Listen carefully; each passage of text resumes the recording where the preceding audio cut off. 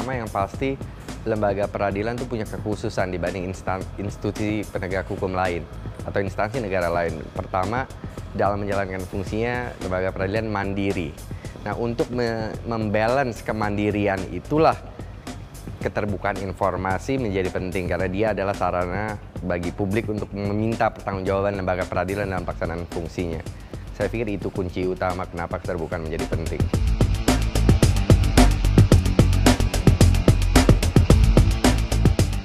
Kita membentuk satuan kerja itu dengan surat keputusan Ketua Pengadilan, membentuk pejabat informasi dan penanggung jawab informasi, artinya mulai dari penanggung jawab informasi, kemudian penyedia informasi, kemudian juga pelayanan informasi dalam meja informasi, dan juga tentunya ada server yang selalu siap bertugas di ruang server, di mana informasi-informasi itu harus selalu diupdate setiap saat, setiap waktu, sehingga masyarakat betul-betul memperoleh informasi yang up to date dan yang mereka perlukan dengan segera.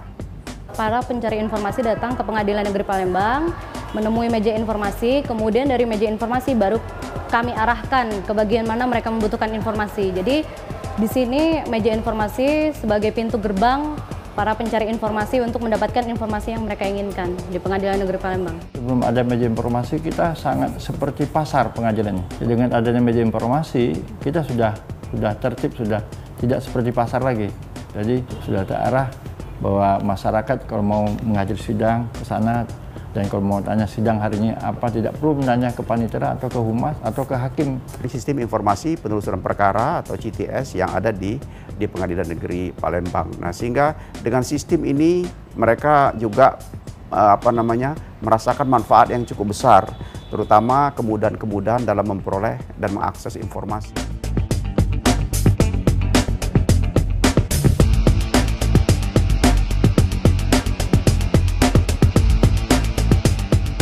Tugas informasi tinggal masuk ke sistem dengan login, bisa tahu sampai sejauh mana perkara itu berjalan, dan bisa memberikan informasi yang diberikan oleh pencari informasi.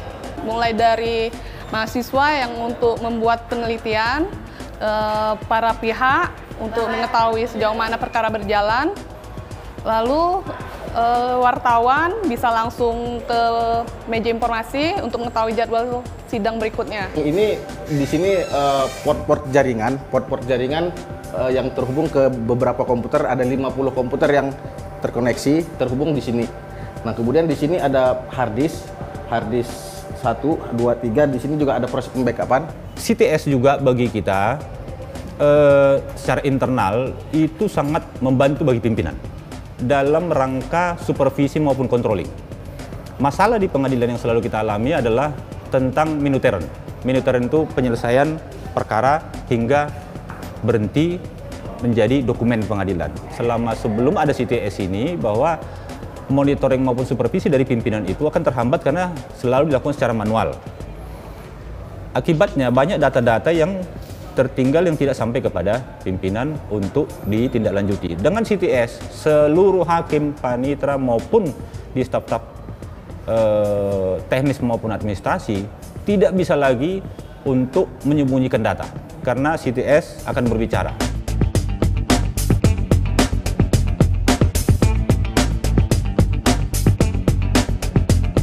Memang lebih mudah, jadi kita tinggal ngelihat di layar, diklik, udah kelihatan, ngelihat registernya nomor berapa, udah ketahuan udah sampai mana sidangnya.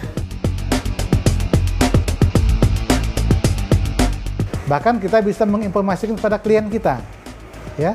Klien kita bisa juga ikut memanfaatkan informasi yang terbuka tadi.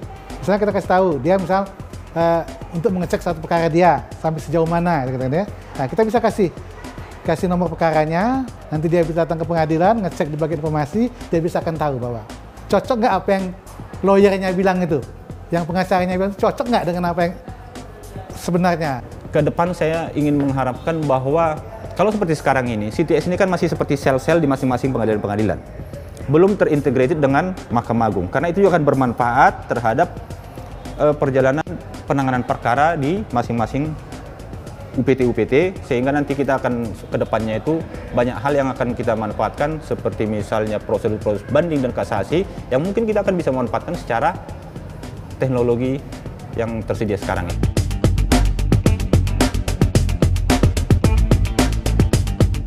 Sudah tidak pada tempatnya lagi sekarang kita menyalahkan pengadilan karena tidak membuka akses sehingga tidak bisa melakukan upaya-upaya pembaruan, tapi sekarang bolanya sudah dibalik. Adalah tanggung jawab komunitas hukum, stakeholder hukum untuk memastikan keterbukaan yang sudah didorong dapat mereka respon untuk menjawab upaya-upaya pembaruan yang harusnya bisa mereka lakukan.